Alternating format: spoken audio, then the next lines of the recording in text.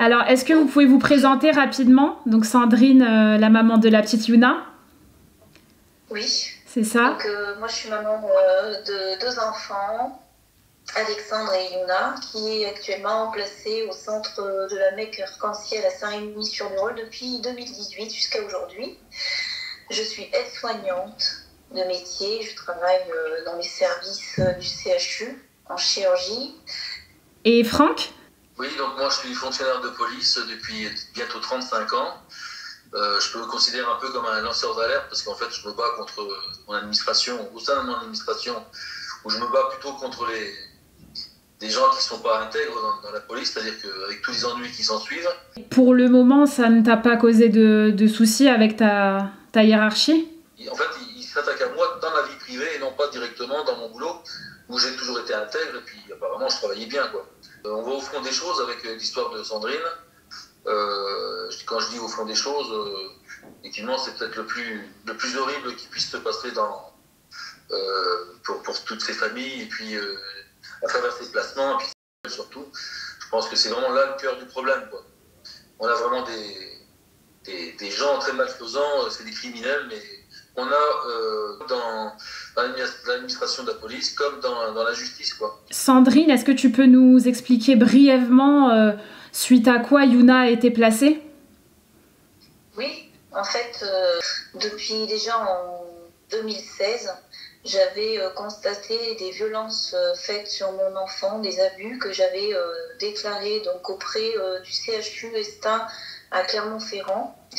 Il y a eu une expertise qui a été faite et suite à ça, on avait déposé plainte avec ma famille auprès du commissariat de Clermont-Ferrand. Et aujourd'hui, des suites, on nous a dit qu'il y avait un classement sans suite. Et les faits se sont reproduits en 2018 quand j'ai amené mon enfant à l'école. Donc suite à ça, j'ai... À l'école, tu as constaté des violences? Elle avait des marques sur le corps? Oui, sur les jambes, elle avait des marques, elle avait des douleurs au ventre et j'ai fait constater ça par des médecins. Et comme elle était sous la coupelle de l'ASE, parce qu'il y avait une mesure éducative donc en milieu ouvert qui était déjà faite depuis des années, hein, et ça continuait. Et moi, j'ai été sincère avec les gens de l'ASE qui s'occupaient de ma fille. Donc, moi, je leur ai dit montrer les preuves. Et suite à ça, ma fille, au lieu de nous aider à continuer les soins de Yuna, ils ont trouvé le prétexte de me l'enlever. Et ça a été début d'enfer pour Yuna parce que les violences ont perduré dans le temps au centre de la Mecque Arc-en-Ciel, celle que je dénonce aujourd'hui encore. Donc, suite à ces violences à l'école, tu n'as jamais pu avoir de réponse? D'où venaient ces violences? Non, il n'y a jamais eu d'enquête qui a été faite depuis. D'accord. Moi, j'ai écrit au procureur, j'ai jamais eu de retour en 2018. On a fait des courriers avec ma mère pendant longtemps. On a essayé aussi de faire des dépôts de plainte en 2019 et en 2020 par rapport aux violences qui ont été faites sur la Mecque Arc-en-Ciel. C'était plutôt... c'était toujours négatif, c'était des mains courantes sur divers événements qu'on s'apercevait, des signalements qu'on a pu faire au tribunal judiciaire de Clermont-Ferrand. Et finalement, la plainte, on en a eu une le 6 novembre 2020, qui a été faite auprès de la gendarmerie de Thiers l'année dernière. Voilà. Et tu penses que quand ils te l'ont retiré suite à ça, tu penses qu'ils t'ont accusé toi de ces violences? Oui, bien sûr. C'est une aversion accusatoire. Les gens de l'ASE ne disent pas la vérité au juge. Ils rapportent des mensonges. Donc, ils ont attaqué non seulement le médecin dans les jugements, ils ont attaqué le médecin, ce qui est quand même assez grave. Ils ont attaqué toute la famille en disant qu'on racontait n'importe quoi, qu'on mentait, que c'était infondé. Donc, c'est quand même assez grave. Alors qu'on avait des preuves, quoi. Quand tu parles du médecin, tu parles du médecin qui a publié le certificat qui prouve que Yuna a été... C'est ça? Oui, c'est ça. Et ça, ce médecin, il a pu la voir quand elle était déjà à la Mecque Arc-en-Ciel? En fait, elle dépendait de l'ASE et ma fille l'a vue avant qu'elle rentre à la Mecque Arc-en-Ciel, complètement. Et une fois qu'elle était à la Mecque Arc-en-Ciel, Yuna s'est plaint de violence et on m'a refusé de faire des certificats médicaux une fois à l'intérieur de la Mecque Arc-en-Ciel. Ils n'ont pas voulu les certificats, on n'a eu que les photos et les attestations que nous avons rapportées. Ils refusent l'expertise médicale encore aujourd'hui de Yuna. Aujourd'hui, concrètement, qu'est-ce que tu remarques sur Yuna ? Qu'est-ce qu'elle a subi précisément comme violence ?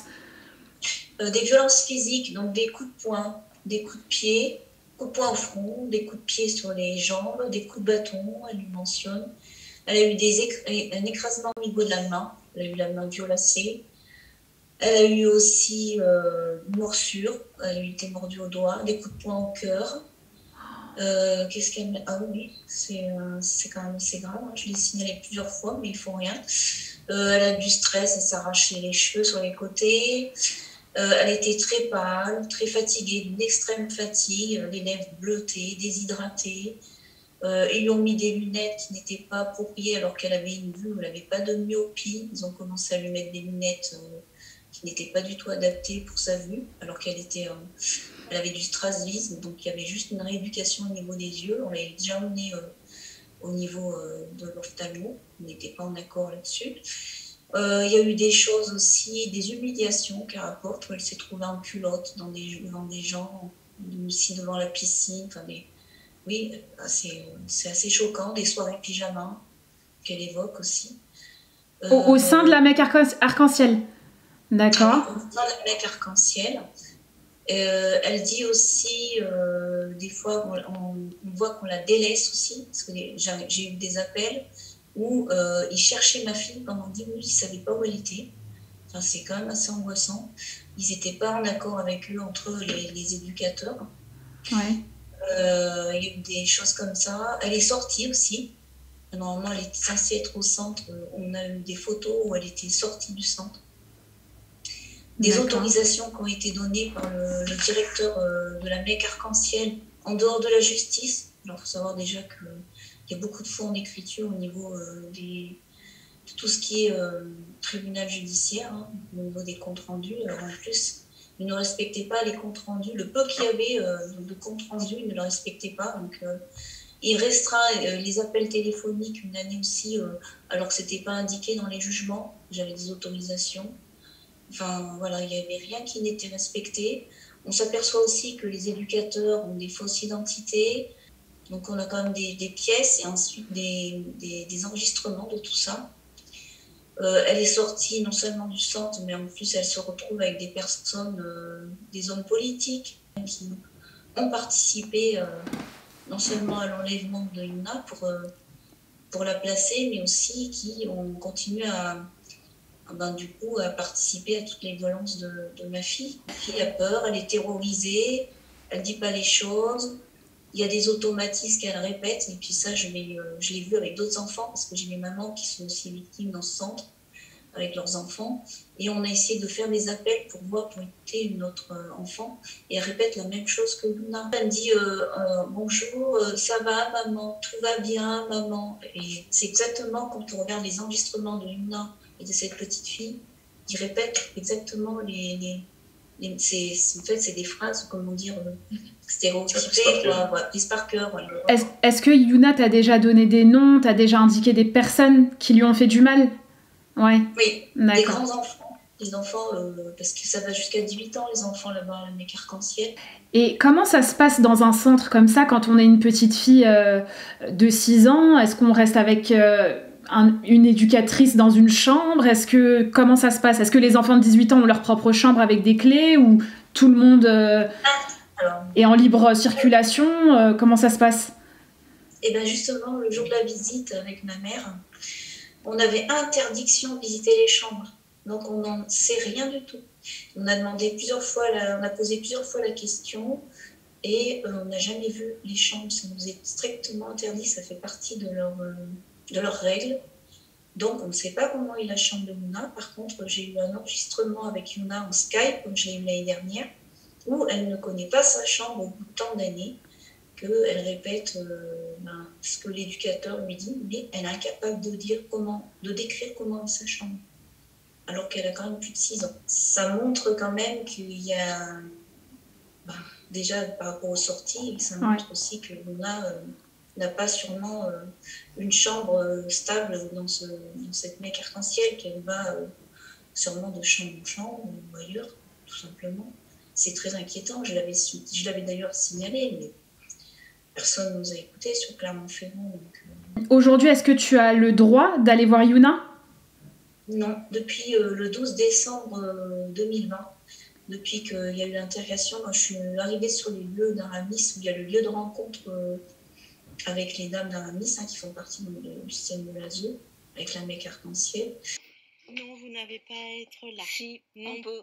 C'est de la partie civile, on a le droit d'être présent. De la partie civile, de rien du tout. Si, on a le droit. Là, c'est le droit de visite. Non, il y a eu trop d'erreurs, il y a eu trop de dérapages. Il y a eu des choses qui n'allaient pas, vous avez fait des choses graves. Il s'est passé des choses graves, je ne suis pas d'accord.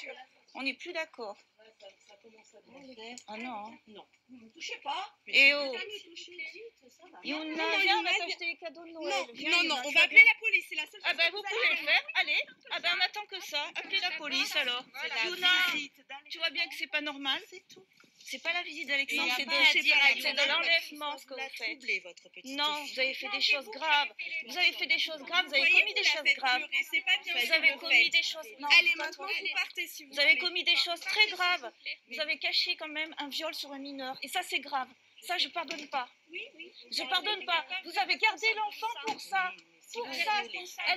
Ça s'est passé au centre et vous gardez la petite pour ça. Je suis pas d'accord. Je n'ai pas normal. Ce n'est pas normal. C'est plus un rendez-vous. Ce n'est pas normal. Moi, la semaine prochaine, j'ai rendez-vous. Vous allez voir. C'était la visite d'Alexandre. Ce n'est pas normal ce que vous faites. C'est pas le lieu. Yuna a été violée et vous cachez ce viol. C'est pas normal ce que vous faites. Vous avez oui. Vous pouvez nous écouter, on prendra rendez-vous avec M. Montagnier. Vous savez, code pénal, article 223.6, non-assistance à personne en danger. Eh ben, j'ai voulu faire valoir en fait le code pénal 223.6, la non-assistance à personne en danger. J'ai dit que j'allais emmener ma fille chez un médecin et je voulais emmener ma fille chez un médecin, ils n'ont pas voulu. Donc, et c'est d'ailleurs pour ça qu'on m'est convoqué, parce que moi j'ai déposé plainte par rapport à cette situation le 12 décembre 2020. Est-ce que tu as quand même le droit de l'avoir au téléphone ? Même pas. Même pas. Non, même pas demander des nouvelles. Le directeur m'interdit formellement, M. Mustapha. Est-ce que tu as eu des menaces de la part de la justice à un moment donné dans l'affaire ? J'ai eu des menaces, on va dire, plus ou moins de certains ripoux. J'ai eu des tentatives d'homicide sur moi et ma mère aussi. Et on t'a demandé d'effacer des preuves aussi, c'est ça ? Les preuves que tu avais dans ton téléphone ? Oui, parce que je leur ai montré toutes les violences que subissait ma fille au niveau des jambes, au niveau de la tête et au niveau des parties génitales. Et depuis, on attend toujours cette expertise pour mettre la vérité au grand jour. Mais les photos sont parlantes. De toute façon, on a écrit à la juge d'instruction et on a mis des photos pour justement alerter et la choquer. Concrètement, aujourd'hui, comment on peut vous aider ? Qu'est-ce que les citoyens français peuvent faire ? Est-ce que, par exemple, si on envoyait tous un courrier au directeur enfance-famille du département du Puy-de-Dôme, donc où est la Mex Arc-en-Ciel, ou au député du département, ou au maire de Saint-Rémy-du-Rolle, est-ce que vous pensez que ça pourrait être efficace ? Si là, on demandait aux abonnés de tous écrire des... Oui, ça peut être déjà une influence, oui. Ça peut changer... Le député, je pense. Ouais. Le député, c'est son rôle aussi. Il faut mieux cibler, je pense, oui. Le député, je trouve que c'est pas trop mal. Moi. Est-ce que, Sandrine, tu aurais un compte Instagram sur lequel on peut suivre les évolutions du dossier ou... mais je mets tout sur Twitter. Moi, je le mets sur les gens qui le voient aussi. Oui, déjà, oui.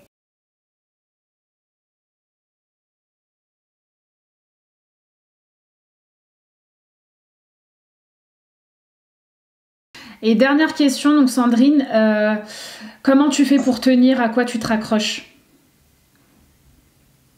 Mes enfants déjà, parce que je sais que si je tombe, ma fille elle est perdue. C'est pas ce que je veux pour elle.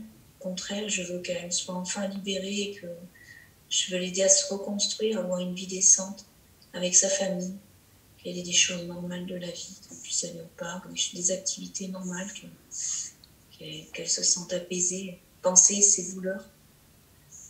Et oui, l'aider à se reconstruire et même à construire un avenir, parce que c'est des enfants quand même qui sont brisés.